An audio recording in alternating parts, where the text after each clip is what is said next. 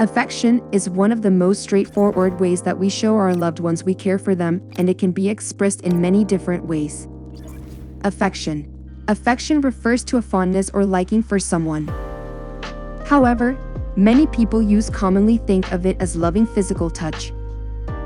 Some people offer affection through touch, while others say nice things, write sweet notes, or plan quality time with their loved ones. Affectionate touch is important for the well-being of children and adults alike. If you struggle to give affection, it can be challenging to know what to do to become more affectionate. But it's worth the effort. And as much as a lack of affection leads to sadness and loneliness, more affection makes us happier people who are more resilient to stress. How to be more affectionate.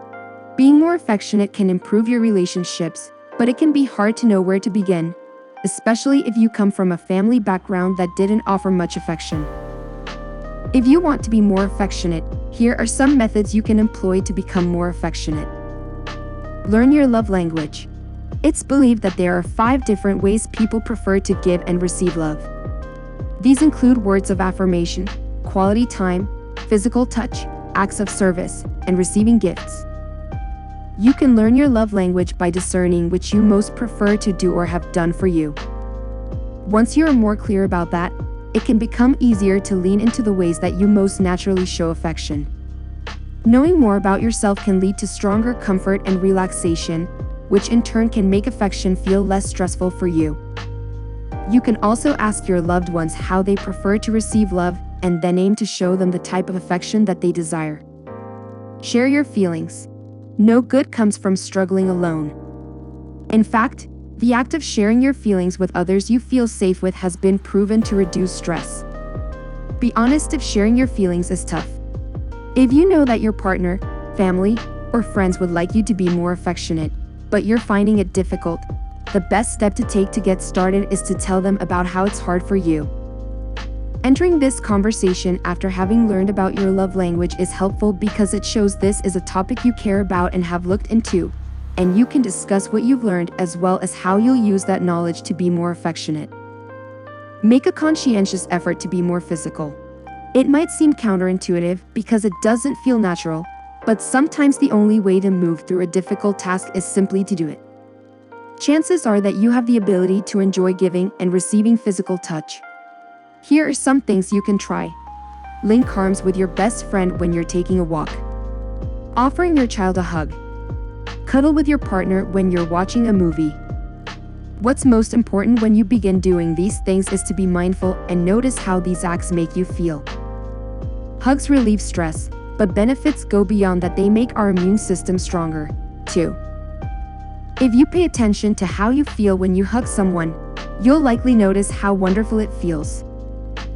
Then, once you realize that, you might do it more often until it feels more natural to you. Set time aside for your loved ones. Every relationship needs time spent together to flourish.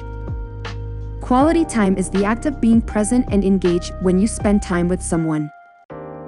Quality time does not include sitting next to each other in the same room, but you're both on your phone.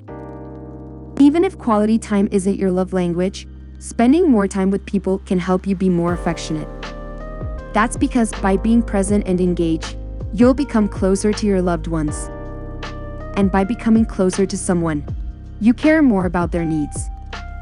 If you're a very busy person who's short on time, don't fear that you have to change your schedule entirely to accommodate quality time with a loved one.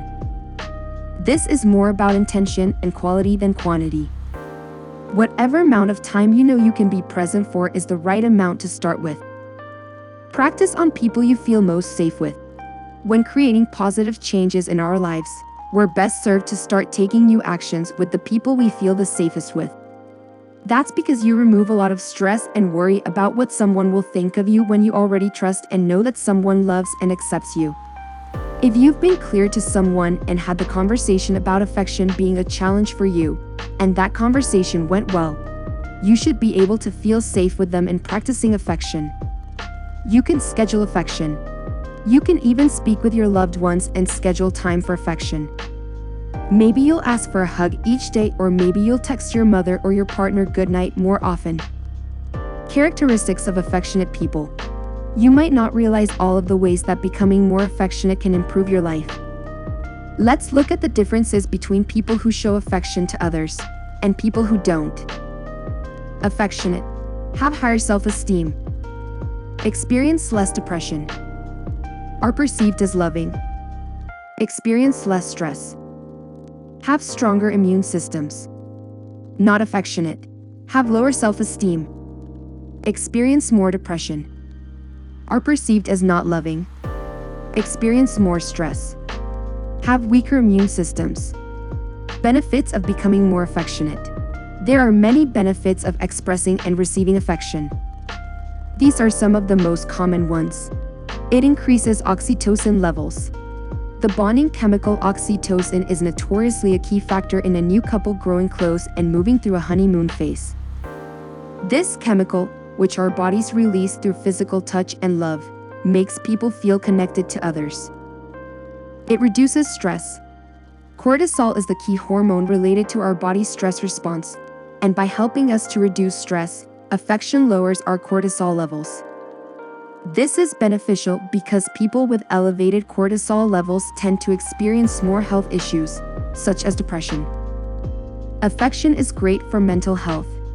People in affectionate relationships experience less mental health issues like anxiety and depression compared to those who are in more antagonistic relationships. If these aren't issues you contend with regularly, affection will help them remain at bay.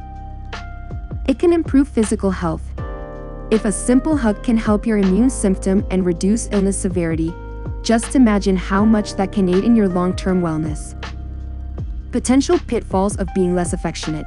Because being affectionate is healthy for you and for those you love, there are downsides to not being affectionate. These are common ones. Increased stress. Affection reduces stress by increasing our happy chemicals. So not giving and receiving affection means that you could end up feeling more stress than you would if you were more affectionate. Lower immunity. Affection helps our immune system to work better. So not being affectionate means that your immune system may be less strong than that of people who give and receive affection. So, if giving hugs boosts immunity, not giving or receiving them impact your overall physical health. Less satisfaction. If you crave more affection and you don't receive it, you will likely feel dissatisfied in your personal relationship. Can you be too affectionate? It's possible to get too much of a good thing. You should avoid going too far to the other side and forcing your affection onto other people, as that can be invasive and unwelcome. Additionally, others could feel smothered by your physical touch. Balance is everything.